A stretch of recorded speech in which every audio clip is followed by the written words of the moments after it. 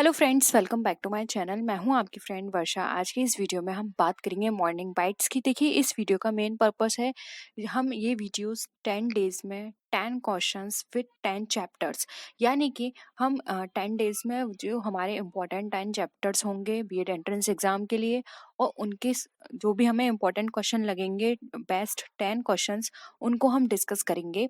इससे क्या होगा, आपने वो क्वेश्चंस पहले भी कई बार पढ़ रखे होंगे, इससे आपका रिवीजन होगा और सारी चीज़ें आपको रिकॉल हो जाएंगी अगर आपने पहले से उन्हें पढ़ रखा है, या फिर अगर आपको थोड़ा थोड़ा उसके बारे में पता है। तो मेन पर्पस हमारा यही है कि मॉर्निंग में देखिए सबका माइंड फ्रेश होता है, तो अगर आप उनको रिवाइज करेंगे तो आपको एग्जाम टाइम में बहुत हेल्प मिलेगी।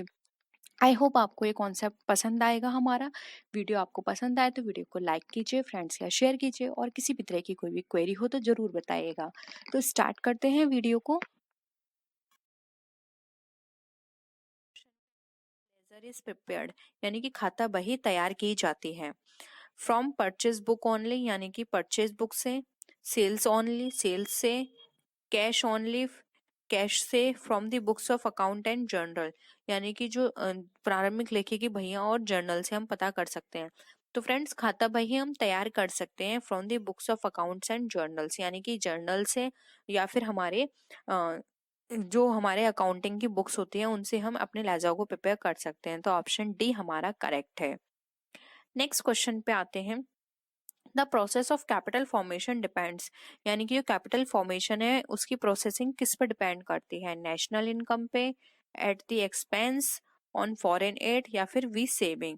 तो फ्रेंड्स, अगर हम बात करें कैपिटल फॉर्मेशन की कि वो किस पे निर्भर करती है, तो फ्रेंड्स कैपिटल फॉर्मेशन हमारी निर्भर करती है सेविंग्स पे, कि हम कितना सेव करके चल रहे हैं, क्योंकि सेव करेंगे तभी हमारी कैपिटल फॉर्मेट होगी, उसका फॉर्मेशन होगा। तो यहाँ पे ऑप्शन डी हमारा करेक्ट है। नेक्स्ट क्वेश्चन पे आते हैं। Contains the word attainment.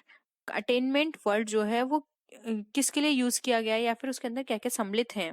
Only commercial creditors, यानी कि केवल व्यापारिक लेनदार। ट्रेडर्स डेटर्स ओनली, यानी कि केवल व्यापारिक देनदार। कॉमर्शियल डेटर्स एंड रिसीवेबल्स, यानी कि व्यापारिक देनदार एवं प्राप्य बिल। या फिर trade creditors and bills receivable, bill payable, यानी कि व्यापारिक लेनदार एवं देय बिल। तो फ्रेंड्स, पे की हम बात करें तो इसमें सम्मिलित किए जाते हैं commercial debtors and receivable bills, क्योंकि फ्रेंड्स कोई भी देनदार होगा तो वो हमें पैसा देगा, तो प्राप्य हमारे पास आएंगी। और अगर कोई बिल्स होगा रिसीव्ड जो हमने किया है, तो उससे भी हमारी जो है अटेनमेंट होगा, यानी कि हमारे पास कुछ हम रिसीव करेंगे उनसे। तो ये दोनों ही चीजों को अटेनमेंट के अंदर इंक्लूड किया गया है। नेक्स्ट क्वेश्चन पे आते हैं। Which of the following determines what to do, यानी कि इनमें से कौन हमें निर्धारित करेगा कि हमें क्या करना है? हमारी पॉलिसीज, हमारा व्यू डिजाइन, प्रोसीजर, या फिर एक ऑब्जेक्ट।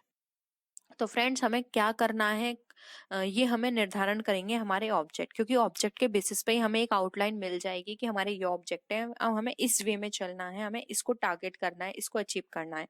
तो अगर हमें हमारे ऑब्जेक्ट क्लियर पता होंगे तो हमें सारी चीजें पता होंगी कि हमें क्या कैसे करना है। जैसे कि फॉर एग्जांपल हम यहाँ पे बीएड एंट्रेंस एग्जाम की यहाँ पे प्रैक्टिस सेट की बात कर रहे हैं, उसको डिस्कस कर रहे हैं। तो हमारा ऑब्जेक्ट क्या है कि हमें बीएड एंट्रेंस एग्जाम जो है वो क्लियर करना है। तो आपको पता है आपको क्लियर करना है, इसलिए आप ये वीडियो देखोगे। लेकिन अगर आपको लगता है कि हमारा आपको पता ही नहीं है कि आपको कौन सा एग्जाम क्लियर करना है, तो आप इस वीडियो को नहीं देखोगे। तो क्या है, आपको आपका उद्देश्य पता है, उसके अकॉर्डिंग आप वो काम कर रहे हो, यानी उसकी प्रिपरेशन कर रहे हो। तो यहाँ पे ऑप्शन डी हमारा करेक्ट है। नेक्स्ट क्वेश्चन पे आते हैं। The following is a personal account, यानी कि निम्न में से व्यक्तिगत खाता है? बिल्डिंग अकाउंट, पे अकाउंट, गुड्स अकाउंट, या फिर कैपिटल अकाउंट। तो फ्रेंड्स, अगर हम व्यक्तिगत खाते की बात करें तो व्यक्तिगत खाते में वो खाते आते हैं जो कि किसी व्यक्ति को रिप्रेजेंट करते हैं, या फिर व्यक्ति द्वारा बनाए गए होते हैं, या फिर व्यक्ति को रिप्रेजेंट करते हैं।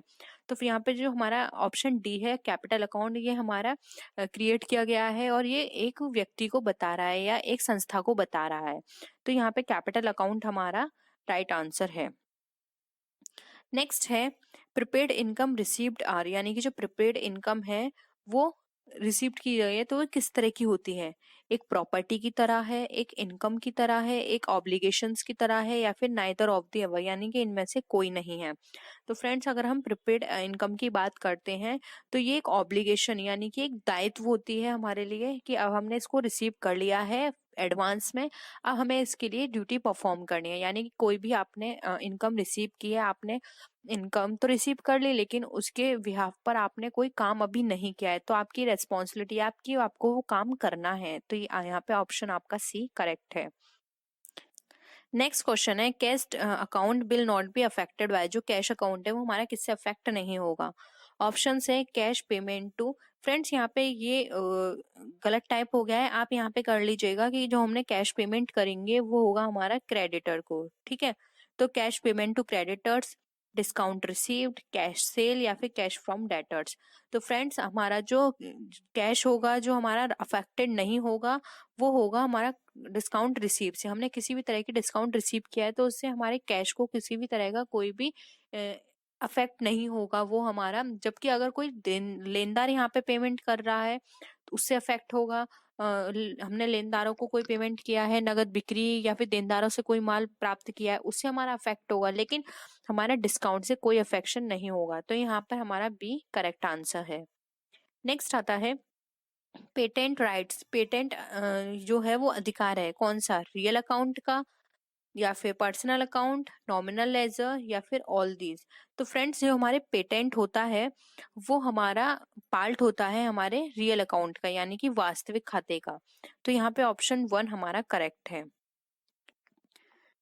नेक्स्ट क्वेश्चन है only person accounts and real accounts are shown, यानी कि केवल personal accounts and real account show किए जाएंगे। तो कहाँ शो किए जाएंगे, इन द ट्रायल बैलेंस यानी कि तलपट में, इन फाइनल अकाउंट यानी कि आर्थिक चिट्ठे में, in profit and loss account या फिर ट्रेडिंग अकाउंट। तो फ्रेंड्स अगर हम पर्सनल एंड रियल अकाउंट की बात करें तो ये सारे हमारे शो किए जाते हैं फाइनल अकाउंट के अंदर। तो यहाँ पे ऑप्शन बी हमारा करेक्ट है। नेक्स्ट क्वेश्चन पे आते हैं every transaction has an effect, यानी कि प्रत्येक लेन देन का प्रभाव पड़ता है। तो कितनी जगह पड़ता है, 3 साइड, 4 साइड, 2 साइड या फिर 5 साइड। तो फ्रेंड्स अगर हम लेनदारों की यहाँ पे बात करें वो सॉरी किसी भी लेन देन की बात करें कि कहाँ कहाँ उनका फर्क पड़ता है तो वो पड़ता है 2 साइड, वो credit side and debit side. क्योंकि हम सब जानते हैं कि ये बेसिक रूल है कि जितने भी ट्रांजेक्शन्स होंगे उनकी 2 साइड होंगी, एक डेबिट साइड होगी एक क्रेडिट साइड होगी। वन साइड ट्रांजेक्शन कोई भी नहीं होगा, ना ही वो वैलिड माना जाएगा। तो ट्रांजेक्शन्स सभी ट्रांजेक्शन्स के 2 साइड होंगे।